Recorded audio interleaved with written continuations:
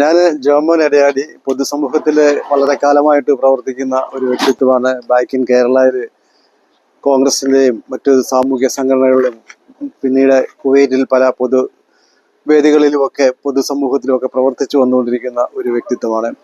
ഇവിടെ അമേരിക്കയിൽ വന്നതിന് ശേഷം പേർലാൻ മലയാളി അസോസിയേഷൻ്റെ പ്രസിഡന്റ് ആകുവാനും WMCയുടെ പ്രസിഡന്റ് ആകാനും ഒക്കെ സാധിച്ചു. ഇപ്പോൾ കേരള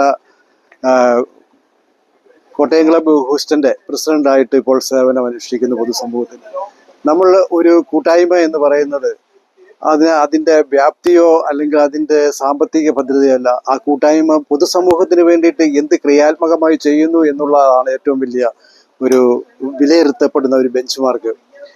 കോട്ടയം അസോസിയേഷൻ ഈ കൊല്ലം കോട്ടയം ക്ലബ്ബ് ഈ കൊല്ലം എടുത്തിരിക്കുന്ന ടാക്സ് സ്പോർട്സ് എന്ന് പറയുന്നത് ഏറ്റവും നിർധനരായിട്ടുള്ള ഒരു കുടുംബത്തിന്, കോട്ടയം ജില്ലയിലെ ഒരു കുടുംബത്തിന് ഒരു നല്ല ഭവനം നിർമ്മിച്ചു നൽകുക എന്നുള്ള ദൗത്യമാണ് ഈ കൊല്ലം ഏറ്റെടുത്തിരിക്കുന്നത്.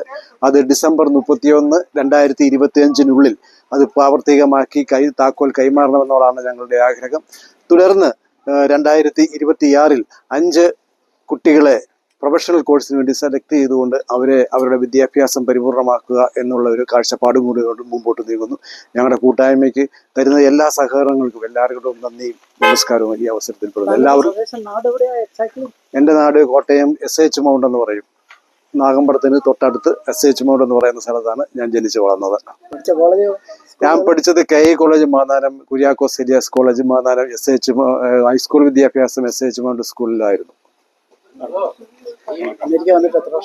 അമേരിക്കയിൽ ഞാൻ കുവൈറ്റിലായിരുന്നു. കുറെ കാലം ഞാൻ ഗൾഫിലായിരുന്നു. അവിടെ നിന്ന് ഞാൻ എൻ്റെ ബ്രദേഴ്സും സിസ്റ്റേഴ്സും എല്ലാം ഇവിടെ ഉണ്ട്. അപ്പോൾ അങ്ങനെ ഞാൻ ഇമിഗ്രൻ്റ് ആയിട്ട് 2017 ഇവിടെ എത്തുകയുണ്ടായി. Thank you. Okay, thank U.